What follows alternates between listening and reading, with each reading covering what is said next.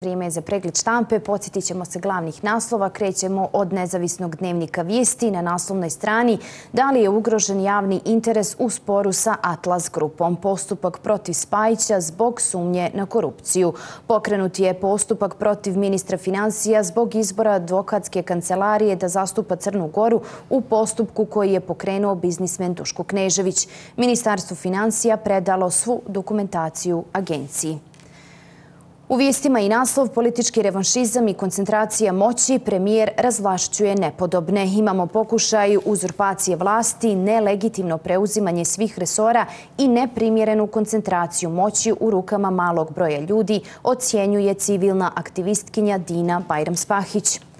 U današnjim vijestima čitajte: kompromisi odložili izbor novog VD-a VDT-a, oštra polemika obilježila konstitutivnu sjednicu novog tužilačkog savjeta, nastavak zakazan za 5. februar.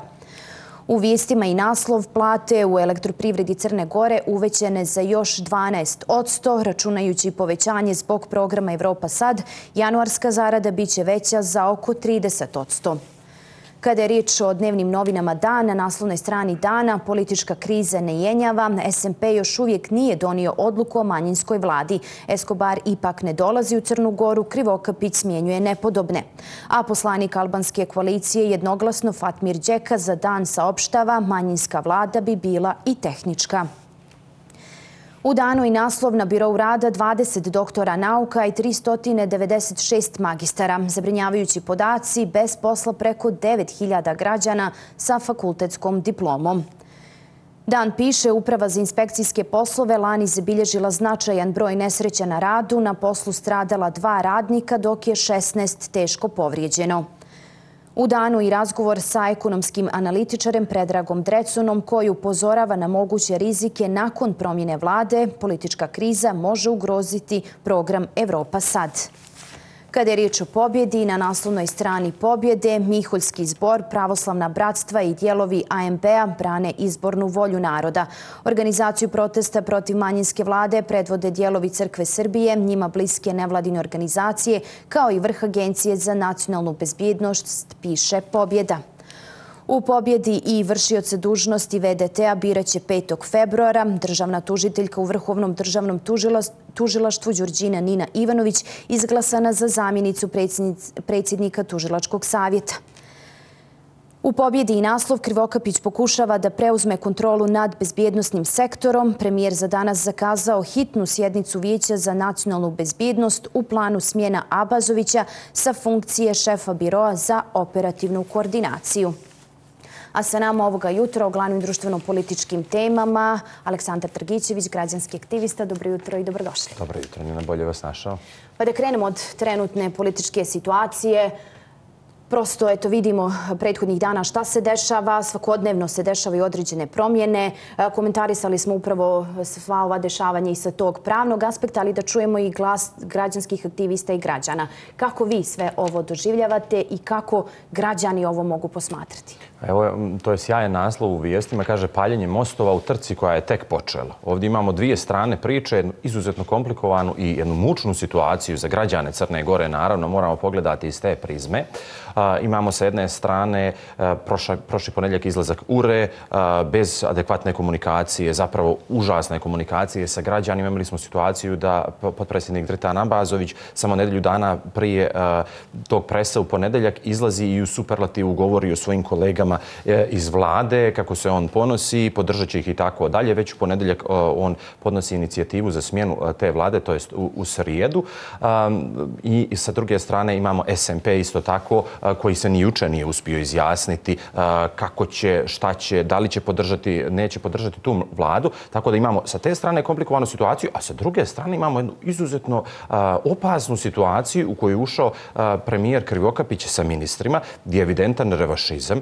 To nije legitiman vid političke borbe. Ovo što oni rade u ovom trenutku sa svim tim smjenama, sa recimo pozivanjem ministarke zdravlja na proteste u trenutku kada ona upravo donosi te mjere. Imali smo jučer žao mi je što nisam uspio da prisustvujem protest muzičara. Muzičari koji su nevjerovatno istrpili, ugostitelji, fotografi, mislim, svi građani Crne Gore su istrpili tih mjera pandemije, da imate ministarku zdravlja koja donosi mjere i poziva na proteste. Zbog neke te svoje ili političke dobiti, možda zbog neke emotivnog naboja i tako dalje. I sada imamo ovaj revanšizam gdje premijer Krivokapić pokušava da smijeni što više kadra, da kažemo tako, sa ove urine strane. Znači, vidjeli smo da je juče uspio da smijeni Dritana Abazovića sa čela ovog savjeta za visoku korupciju, juče Đorđa Radulovića sa ovog savjeta za evropske integracije za pregovarač gdje je gospodin Milatović postao. Tako da jednostavno oni sada dezintegrišu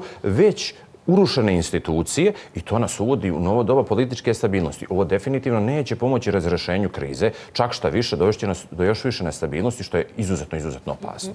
Premijer je preuzeo još 2 resora u izvršnoj vlasti. Kako to doživljavate? To je akumulacija moći. Znači, revanšizam i definitivno političko neiskustvo premijera Krivokapića. Kako ovo izgleda sada i građanima i negdje našim zapadnim partnerima? Pomjeramo se negdje ka autoritativnim režimima. I ovo stvara jedan izuzetno opasan presedan. Jer o čemu se radi? Kasnije vi možete da imate istu ili sličnu situaciju ili neku, recimo, tehničku vladu gdje neko u to 3 mjeseca tehničke vlade smjenjuje svoje političke konkurente, dodatno urušava institucije, ali neko je za njega već otvorio put. Što sad premijer Krivokapić radi. Kaže, on je to radi, sada možemo i mi.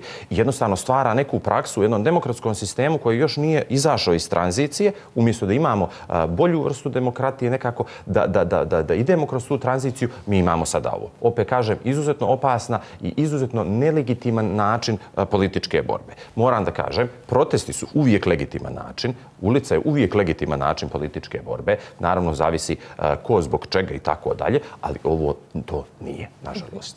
A šta smatrate, da li sada dolazi i kakav je stav građana do prekrajanja te njihove izborne volje i onoga za što su glasali?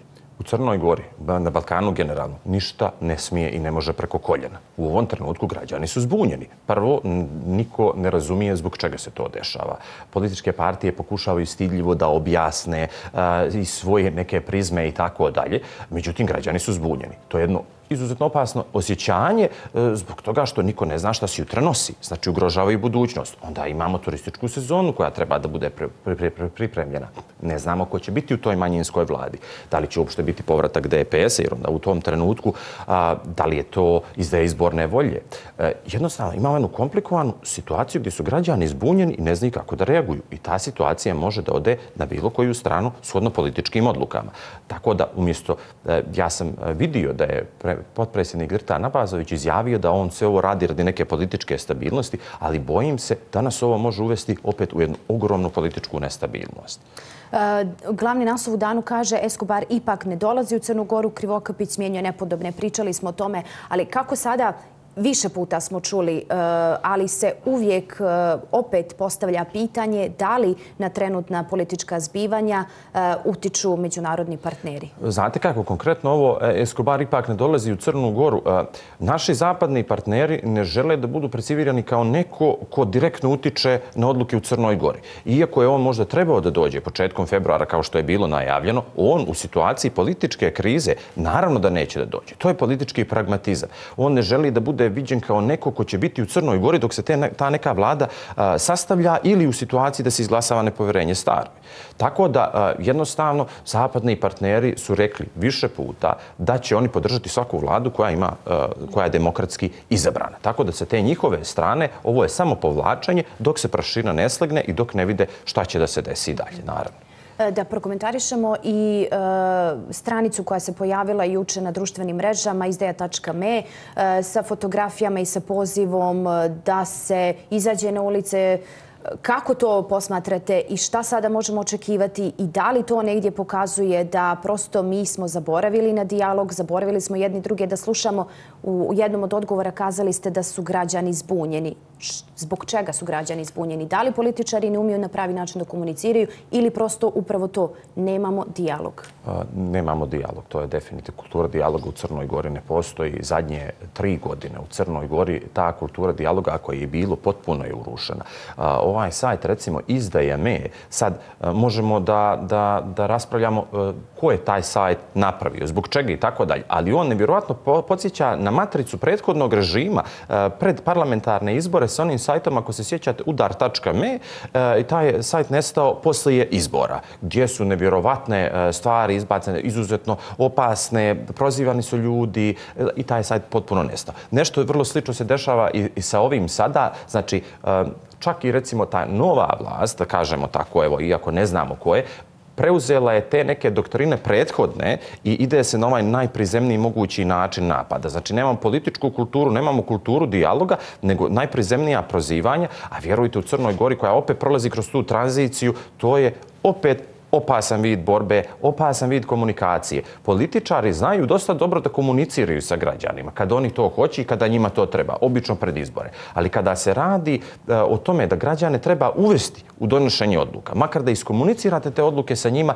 tu su uvijek izuzetno slabi i onda imamo situaciju kao što je sada. Jer opet, građani će još više izlaziti na ulice, imat ćemo proteste opet u sred implementacije Evropa sad u pripremi turističke sezone. A vjerujte mi, ako uđemo u proteste u maju, mi imamo problem da ćemo ugroziti turističku sezonu, jer stabilnost je jedna od osnova za razvoj turizma i za uspješnu turističku sezonu. Eto, pomenuli ste i program Evropa sad, to najviše brine građane. Šta će se desiti sa tim? Nekako se svi nadaju da će se bolje živjeti od tog 1. februara, ali prosto čitava ova politička situacija negdje ih brine da ipak do toga neće doći. Šta vi vidite kao mogući izlazak, moguće rješenje ove trenutne situacije? Je li to manjinska vlada ili su to novi izbori ili nešto treće?